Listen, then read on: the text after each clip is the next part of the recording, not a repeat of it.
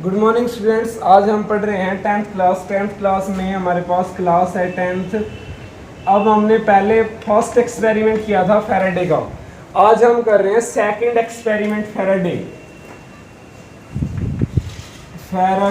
Second experiment. तो Faraday का second experiment क्या कहता है।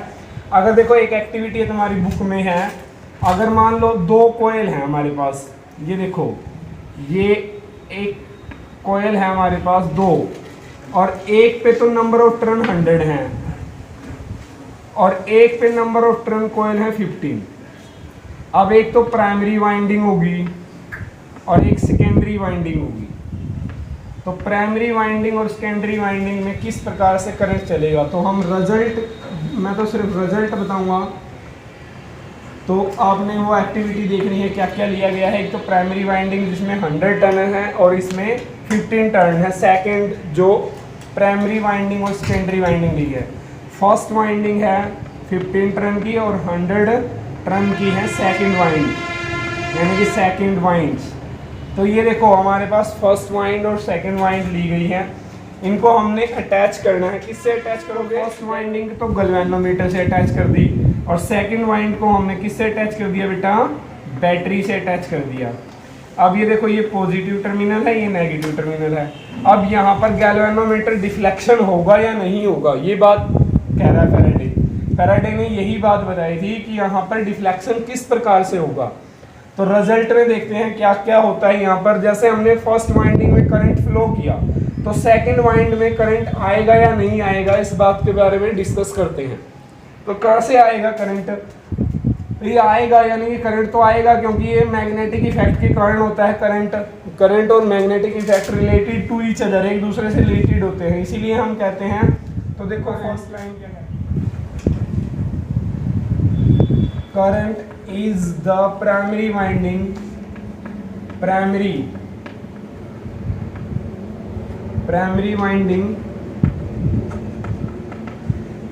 वाइंडिंग ये P है भाई, ठीक है। P प्राइमरी वाइंडिंग में जब करंट गया, जो हमारी प्राइमरी वाइंडिंग जो हमने P यहाँ पर मान ली, इसको ऐसे मान लेता हूँ, ठीक है।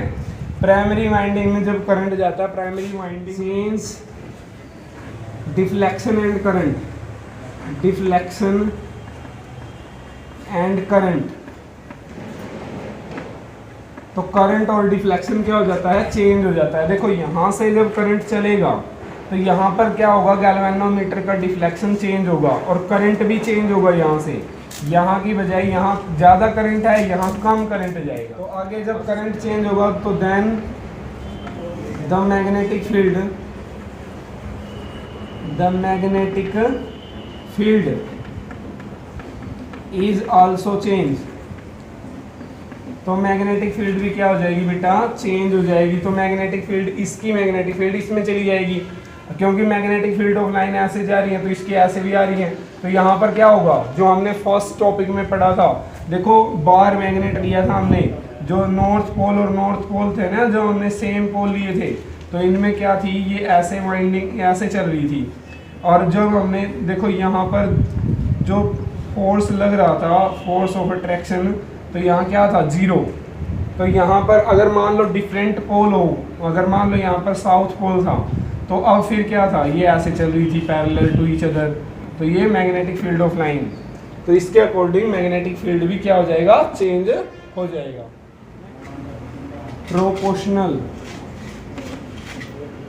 प्रोपोर्शनल टू रिजल्ट, जो रिजल्ट हमें मिला उसके डायरेक्टली प्रोपोर्शनल चेंज होगा। क्लियर हो गया। तो जो magnetic field line, then the magnetic field line also change in secondary wind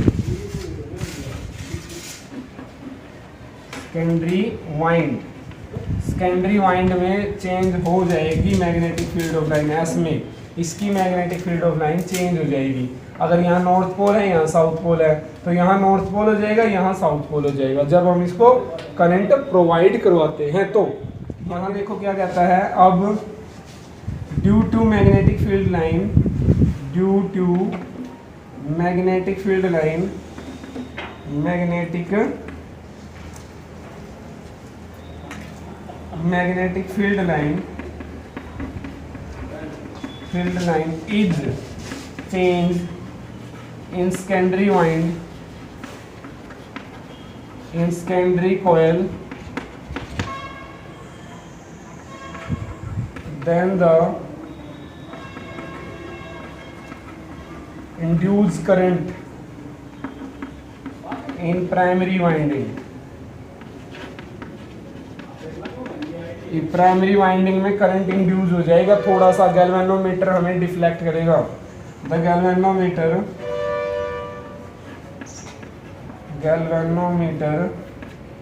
is this deflection of the current induce current. तो इंड्यूस करंट में डिफ्लेक्शन होगा गैल्वेनोमीटर में। Then the steady current in primary winding coil, तो primary winding coil में steady current flow करेगा, primary winding में steady current flow करेगा। अब लगातार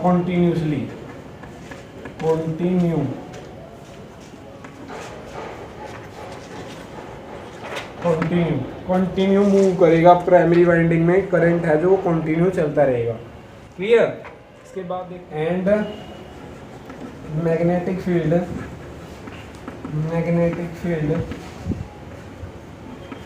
line of secondary winding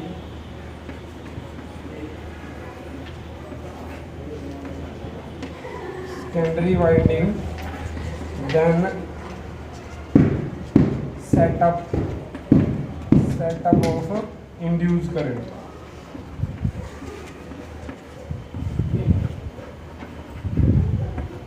induce current setup हो जाएगा इसके अंदर, प्राइमरी वाइंडिंग के अंदर इंड्यूस करंट सेटअप हो जाता है।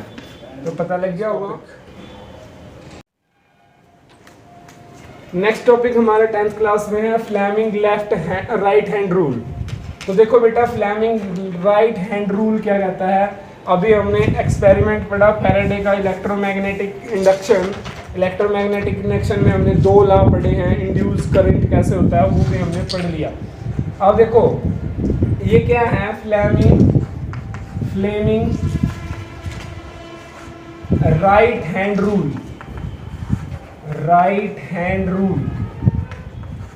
फ्लेमिंग राइट हैंड रूल क्या कहता है कि भाई फ्लेमिंग का राइट हैंड रूल क्या कहता है, वो भी यही कहता है जो हमने लेफ्ट हैंड रूल में पढ़ा था। अब देखो लेफ्ट हैंड रूल तो ये था क्योंकि लेफ्ट हैंड था ये। अब राइट हैंड ये है, तो राइट हैंड रूल क्या कहता है कि भाई अपने हाथ को कुछ इस तरीके से स्ट्रेच करो कि वो तीनों जो उंगलियां है ना क्या है, यानी कि थंब परपेंडिकुलर हो 4 फिंगर पे और 4 फिंगर परपेंडिकुलर हो मिडिल फिंगर पे और मिडिल फिंगर परपेंडिकुलर हो 4 फिंगर पे और थंब पे। अब देखो क्या कहता है, stretch your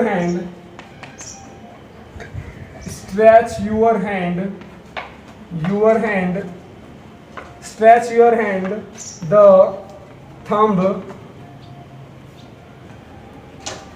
thumb is perpendicular, thumb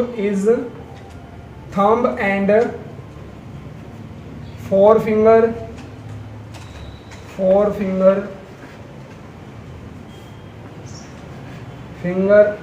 and middle finger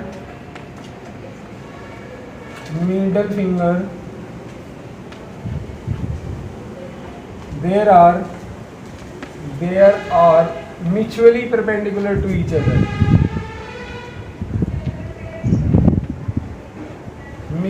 perpendicular to each other,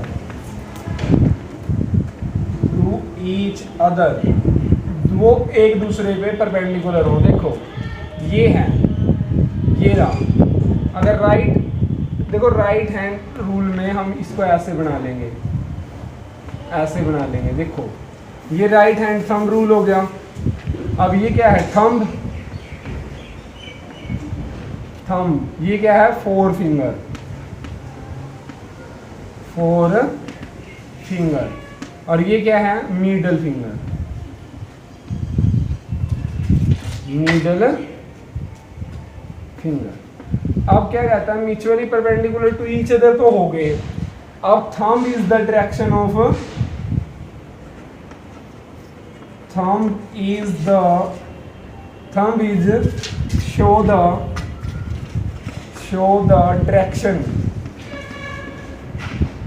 direction of force। thumb is the direction of force।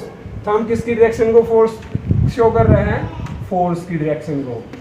अब next four finger, four finger is show the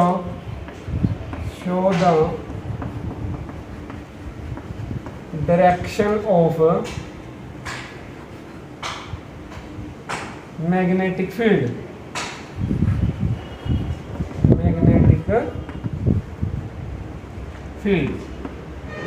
अब देखो, अब रहेगी ये, देखो ये किसको मैग्नेटिक फील्ड को, मैग्नेटिक एमएफ, मैग्नेटिक फील्ड को रिप्रेजेंट कर रही है।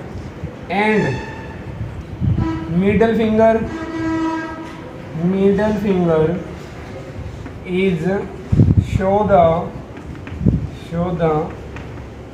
Direction of induced current, direction of induced current,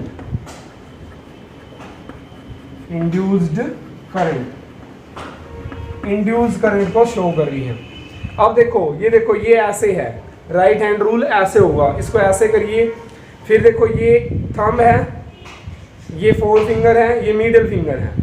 तो ये देखो ये इसके ऊपर परपेंडिकुलर है, ये इस पे परपेंडिकुलर है, ये इस पे परपेंडिकुलर है, ये इस पे परपेंडिकुलर है। तो ये किसकी डायरेक्शन को शो कर रहा है, फोर्स की डायरेक्शन को। ये किसकी डायरेक्शन को शो कर रही है, मैग्नेटिक फील्ड की डायरेक्शन को। ये किसकी डायरेक्शन को शो कर रही है, induce current, induce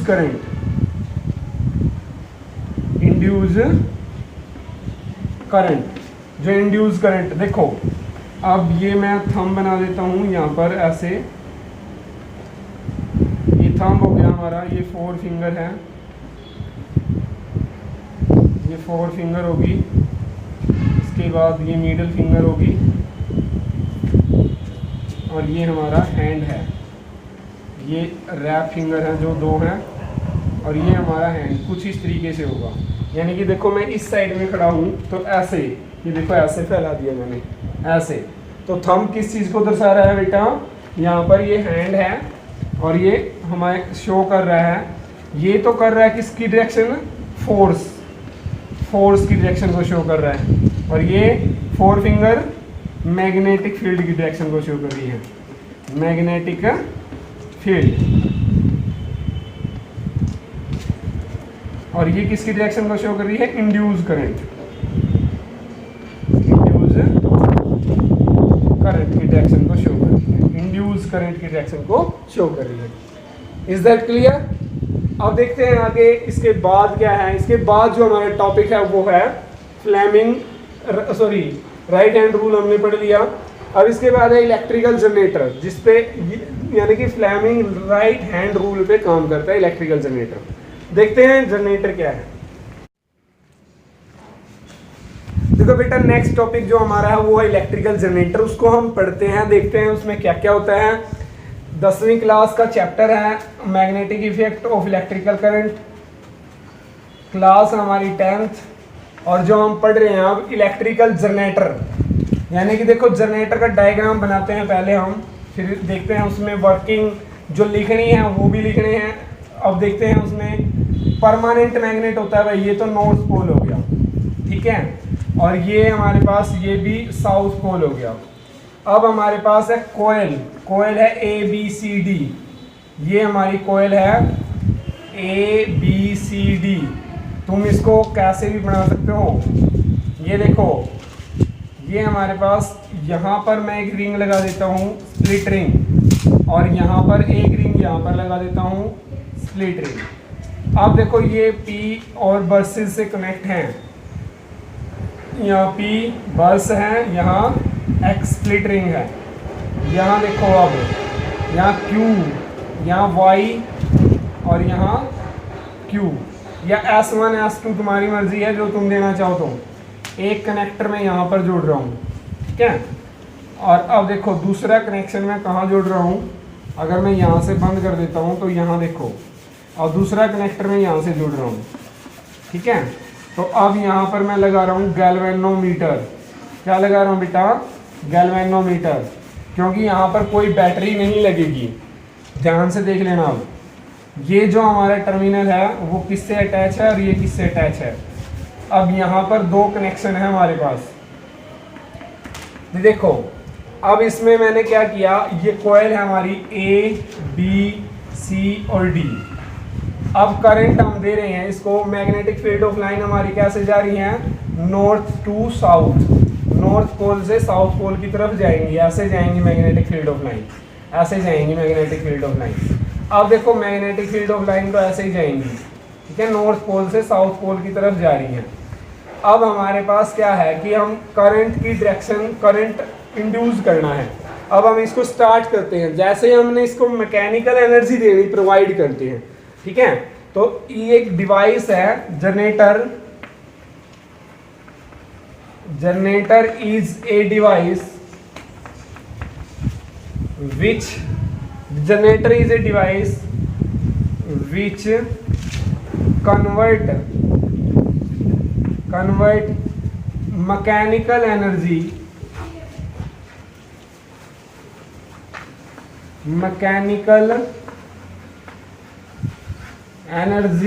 into electrical energy। अब ये मैकेनिकल एनर्जी को इलेक्ट्रिकल एनर्जी में कन्वर्ट करता है। किसमें कन्वर्ट करता है बेटा? मैकेनिकल एनर्जी को इलेक्ट्रिकल एनर्जी में कन्वर्ट करता है। अब देखो जैसे ही हमने इसमें क्या किया कि यहाँ से A, B और C, यानी कि करंट की डायरेक्शन क्या होगी, अब जो इंड्यूस करंट होगा, अब यहाँ पर करंट इंड्यूस हो जाएगा क्योंकि मैकेनिकल एनर्जी हमने प्रोवाइड कर दी। जैसे ये चलना स्टार्ट हुआ, रोटेट करेगा, तो A, B, C, D में फ्लो करेगा करंट। P1 जो P है, या S लिख लो, चाहे बेशक SQ लिख लो, PQ लिख लो, S1 S2 लिख लो। P जो है बर्सेज है, ये brush are connected split ring X से कनेक्ट है। स्प्लिट रिंग किससे कनेक्ट है बेटा? X से कनेक्ट है। Split ring P versus R connected split ring X से कनेक्ट है। और Q is connected in Y, ये Y से कनेक्ट है, ठीक है। अब करंट की डायरेक्शन जो है वो क्या है, देन इंड्यूस करंट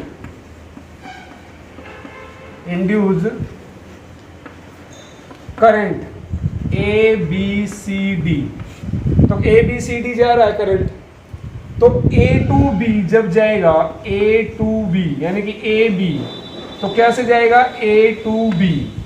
अब A to B जब जा रहा है करंट, A to B ऊपर की तरफ जा रहा है।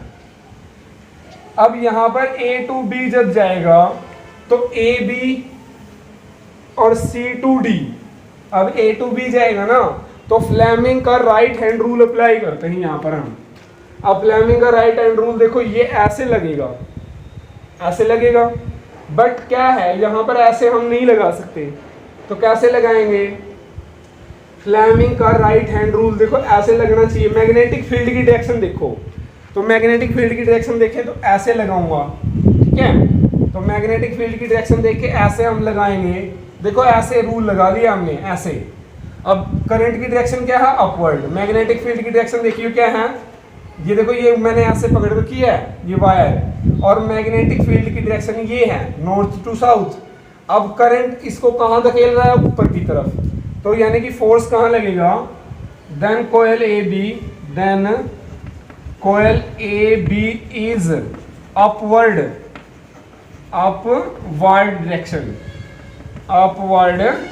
डायरेक्शन। तो ए बी को किस तरफ धकेलेगा, ये ऊपर की तरफ। देखो फोर्स कहाँ लगेगा, अपवर्ड, बाहर निकलेगा ये बोर्ड से। अब देखो, अब करंट कहाँ गया, सी डी, तो C2D। अब करंट कहाँ गया बेटा, C2D, नीचे गया। अब यहां पर भी हम लगाएंगे ऐसे, देखो ये लग गया फ्लेमिंग राइट हैंड रूल। अब यहां भी अप्लाई कर देंगे ऐसे। तो अब करंट की डायरेक्शन कहाँ है, नीचे। मैग्नेटिक फील्ड तो ऐसे ही चल रही है। अब ये देखो फोर्स कहाँ दर्शा रहा है, आउट द बोर्ड, यानी कि अंदर। तो CD को कहाँ धकेलेगा, CD इज, तो the coil CD coil is downward direction, तो डाउनवर्ड डायरेक्शन में धकेलेगा। अब इसके बाद देखो, अब ये क्या हो गया, ये जब डाउनवर्ड होगी और ए बी ऊपर आ गई तो ये ऐसे होगी। अब ये 90 डिग्री पे परपेंडिकुलर है, तो यहाँ पर एक टॉर्क प्रोड्यूस हो रहा है। तो जब ये टॉर्क प्रोड्यूस होगा तो ये ऐसे तो रुकेगी नहीं, ऐसे तो ये रुकने से रही, तो क्या हो जाएगा, ये रुकेगी नहीं, तो ये ऐसे आ जाएगी, पलट जाएगी आफ्टर हाफ रोटेशन। तो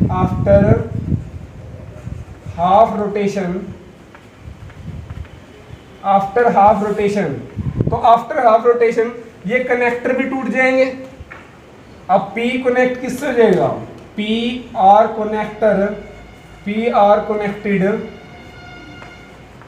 कनेक्टेड टू, P किससे कनेक्ट हो जाएगा, Y से, Y, एंड क्यू आर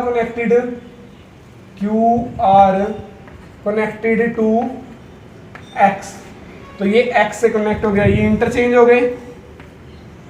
अब यहां पर क्या आ गया, ये यहां पर आ गया, A यहां चला गया, तो यहां D आ गया, यहां C आ गया, यहां B आ गया, यहां A आ गया।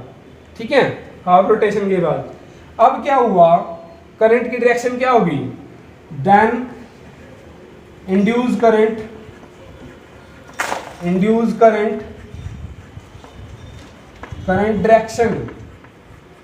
डायरेक्शन क्या होगी बेटा, DCBA।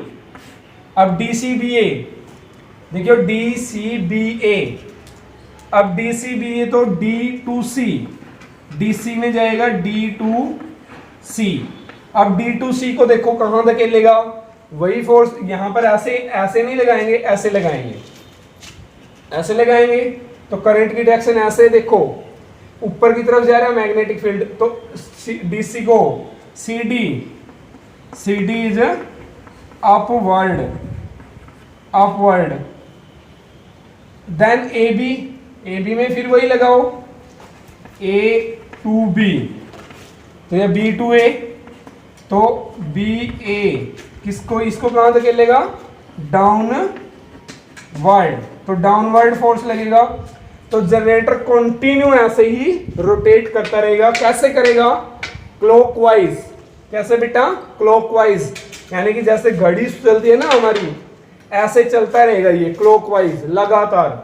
तो देखो एक चीज और यहां पर आती है, अब ये दोनों चीज में आता है, अगर हम इसके कनेक्शन इंटरचेंज कर दें तो ये डीसी का भी काम करते हैं। तो ये दो करंट प्रोड्यूस होगा, अगर एसी करंट प्रोड्यूस होगा तो एसी जनरेटर, और अगर डीसी करंट प्रोड्यूस हो रहा है तो डीसी जनरेटर। तो दोनों जनरेटर हैं ये यहाँ पर हमारे। तो दैट मीन्स जनरेटर पता लग गया होगा। अगर कोई क्यूरी है, यानी कि अगर डाउट है तो पूछ सकते हो मेरे कमेंट सेक्शन में जाने के बाद। ठीक है बेटा, क्लियरली बता रहा हूँ। अगर मान लो कोई चीज़ ना समझ में आई है तो वो भी पूछ सकते हैं। अब इसके बाद जो देखो एसी और डीसी, तो एसी और डीसी क्या होता है उसके बारे में डिस्कस करते हैं। जानते हैं अल्टरनेट करंट और डायरेक्ट करंट। पहले लिखते हैं direct current.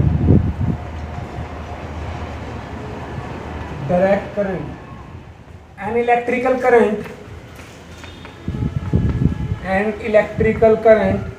which always which always flow in one particular direction.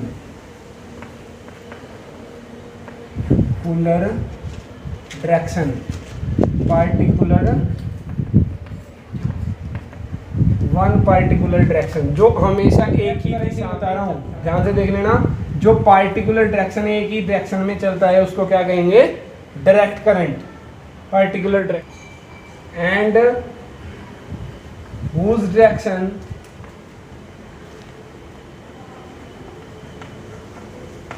direction does not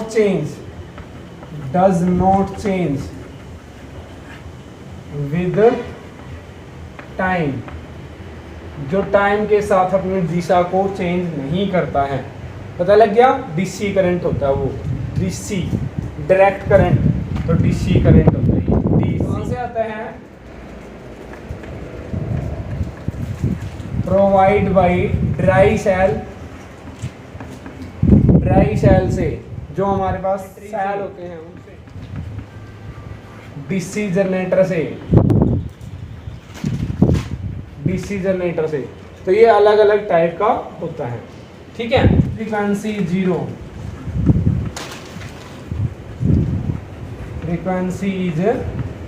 zero, does not change its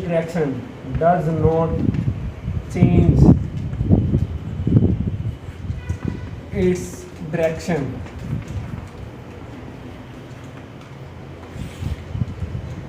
पता लग गया?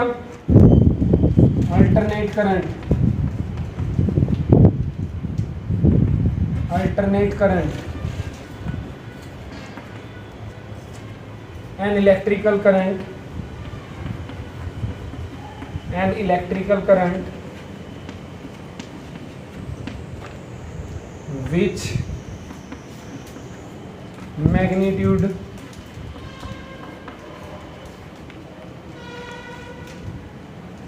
change continuously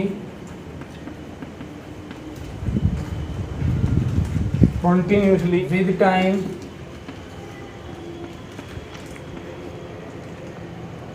and its direction change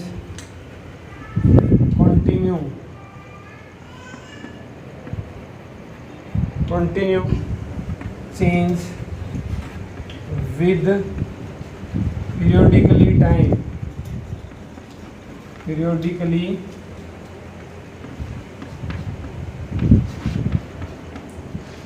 interval of time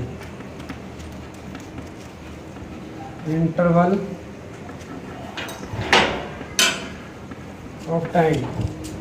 of time के बाद इसकी direction change होती रहती है लगातार, कॉन्टिन्यूसली। तो इंटरवल ऑफ टाइम के बाद डायरेक्शन चेंज होती रहती है। देखिए भाई, ये रहा, ये है अल्टरनेट करंट। यहाँ देखो, ये पॉजिटिव, ये नेगेटिव, ये पॉजिटिव, ये नेगेटिव, ये पॉजिटिव, फिर नेगेटिव। अल्टरनेट करंट की डायरेक्शन हमेशा चेंज होती रहती है। India frequency of current, alternate current, AC current 50 hertz, change the direction continuously, change the direction of 1/100 second, continue 1/100 second के बाद इसकी डायरेक्शन चेंज होती रहती है लगातार। तो ये है difference between AC and DC. एक क्वेश्चन हो गया बेटा। अब इसके बाद नेक्स्ट टॉपिक है हमारा डोमेस्टिक सर्किट, वो पढ़ते हैं। तो इसमें दोनों की ज़रूरत पड़ती है, इसीलिए हमने ये पहले किया। देखो, नेक्स्ट टॉपिक जो एसी करंट हमने अभी पढ़ा, डीसी करंट हमने पढ़ा था, डोमेस्टिक सर्किट अब पढ़ रहे हैं। डोमेस्टिक सर्किट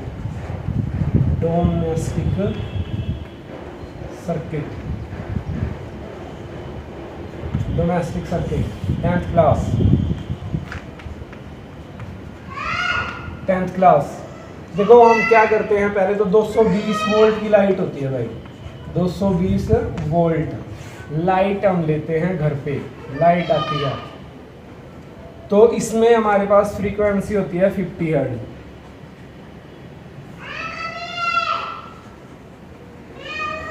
फ्रीक्वेंसी होती है 50 हर्ट्ज, HZ से लिखते हैं। जो मेन सप्लाई होती है, मेन सप्लाई, वो इलेक्ट्रिकल बोर्ड, इलेक्ट्रिकल बोर्ड से होती है, इलेक्ट्रिकल बोर्ड में आती है मेन सप्लाई। तो यहाँ पर हम 3 वायर यूज करते हैं। ये वायर है हमारी, क्या, रेड, ब्लैक, ब्लू, ग्रीन और एक न्यूट्रल वायर यूज करते हैं। तो ये रेड वायर जो होती है वो करंट वायर होती है, लीव वायर भी बोलते हैं इसको। रेड वायर को क्या बोलते हैं बेटा, रेड वायर, इसको बोलते हैं लीव वायर, लीव वायर। ये वायर करंट की वायर होती है, करंट वायर। तो ये करंट वायर होती है, लीव वायर को करंट वायर बोलते हैं, ठीक है। ब्लैक या ब्लू वायर को हम, ब्लू या ग्रीन वायर को हम अर्थ की वायर पे यूज करते हैं। अर्थिंग वायर एक अलग भी होती है, अर्थिंग वायर, यानी कि इनको हम न्यूट्रल में यूज करते हैं। न्यूट्रल और रेड वायर का यूज किया जाता है। अब न्यूट्रल में हम ब्लैक, ब्लू, ग्रीन वायर को भी यूज करते हैं। अब इसके बाद ब्लू, ब्लैक, ग्रीन किसी को यूज कर लो, और अर्थ की वायर को हम ब्लैक, ब्लू, ग्रीन यूज कर। येलो वायर भी यूज करते हैं, येलो वायर भी यूज करते हैं। तो हमारे पास ब्लैक न्यूट्रल वायर को यूज किया जाता है, ब्लैक में, येलो में और ब्लू, ग्रीन में यूज कर सकते हैं। बट रेड वायर जो होती है वो लीव वायर होती है, इसके बारे में पता लग गया होगा। इसके बाद वायर होती है लीव वायर। लीव वायर जो होती है ये मेन वायर होती है भाई, मेन वायर होती है ये। और ये मेन वायर के द्वारा ही हम काम चलते हैं, यानी कि काम करंट वायर, जिसको हमने अभी बताया करंट वायर होती है। इसके बाद अर्थिंग वायर में हम यूज़ करते हैं येलो, ब्लैक, ग्रीन, जो भी यूज़ करते हैं। अर्थिंग में हम अलग अलग वायर यूज़ करते हैं। तो ये अलग अलग टाइप की वायर होती हैं। जैसे हम अर्थिंग करते हैं तो प्लेट अर्थिंग भी करते हैं, प्लेट अर्थिंग, और पाइप अर्थिंग भी करते हैं, पाइप अर्थिंग। तो इसमें क्या होता है कि एक खड्डा डाल दिया जाता है, जैसे ये खड्डा डीप कर लिया और इसमें हमने एक वायर डाल दी। अब यहाँ पर इस वायर में पानी भी डाल देते हैं यहाँ पर, और इस वायर को कनेक्ट कर देते हैं अर्थ का जो हमारे पास पॉइंट होता है वहाँ पर लगाया जाता है, और करंट की वायर के साथ इसको कनेक्ट किया जाता है। तो ये अर्थिंग वायर होती है। इसके बाद अगर मान लो, देखो ये मल्टीपल प्लग हैं। अगर मान लो यहाँ पर हमने मल्टीपल प्लग लगा दिया, इस प्लग में बहुत सारे सॉकेट जोड़ दिए, तो यहाँ पर ओवरलोड हो जाता है, ओवरलोड। तो ओवरलोड क्या होता है बेटा, अमाउंट ऑफ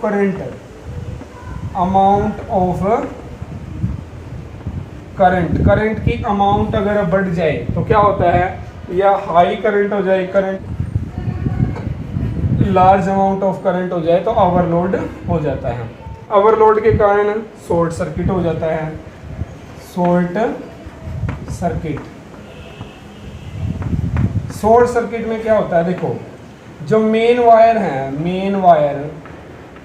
जो मेन वायर है, एक तो ये मेन वायर और ये न्यूट्रल वायर, दोनों आपस में इंटरकनेक्ट हो जाएं, main wire and neutral wire connect to